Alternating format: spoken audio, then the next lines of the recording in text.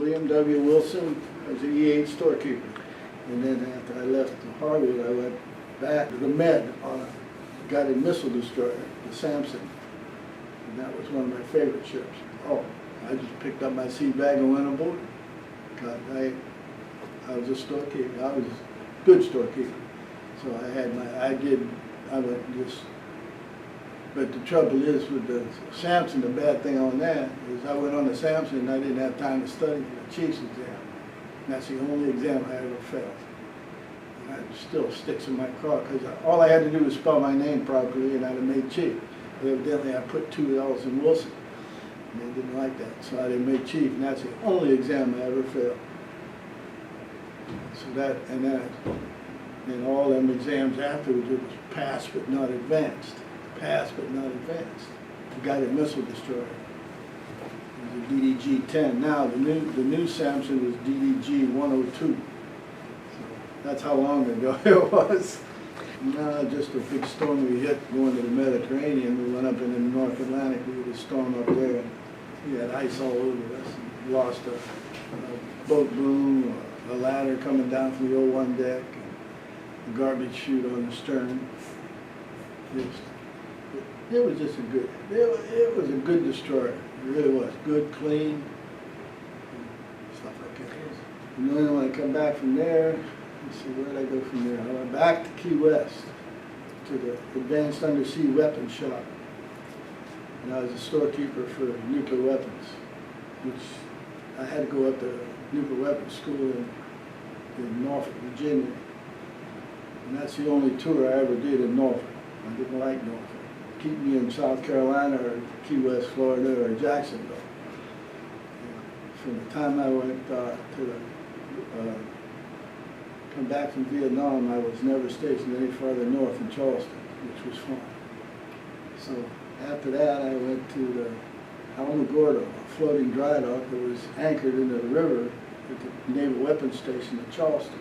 The memory I got on that is when they dock a submarine in it, the FBMs, they moved the 2 cranes, the dock cranes, all the way forward, and one of the guys was holding a turnbuckle underneath it to lock it in place so it wouldn't go down, and they crushed his head.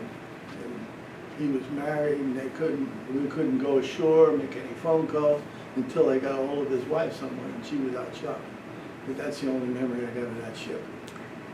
And that's not a very good one, but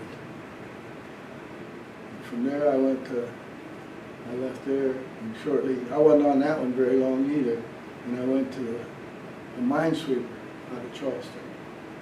And that was pretty good because that's where I got the Navy Commendation Medal.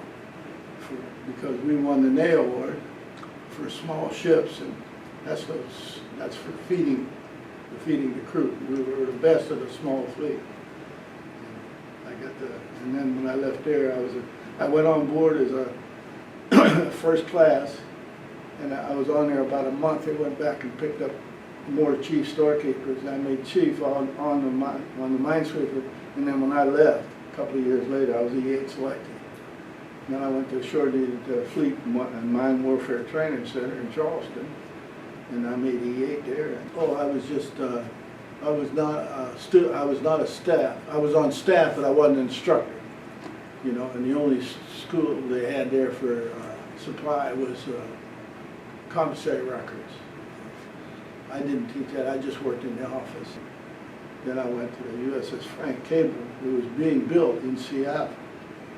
And then I retired off of that. That's my whole career.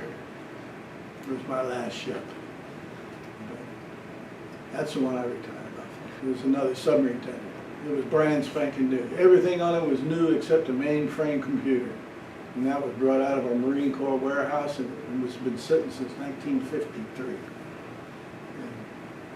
I had one storeroom that was bigger than this room, with nothing but IBM cards. They had the IBM key punch operated three 8-hour shifts a day. They were going 24 hours a day. Key and everything from our pay records down was on computer cards. But it was an interesting, because it was brand new.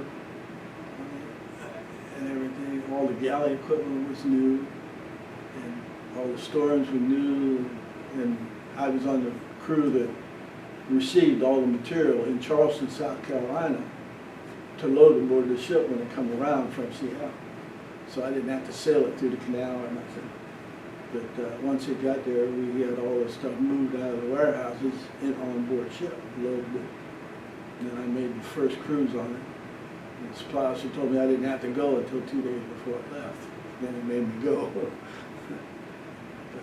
it was good. And it was an interesting tour to do. I enjoyed it. Of course, now my career, but overall, I enjoyed my career. I really did. You know, I was not a high school graduate, and the Navy never held it against me. They sent me to school, they trained me, and they just let me go.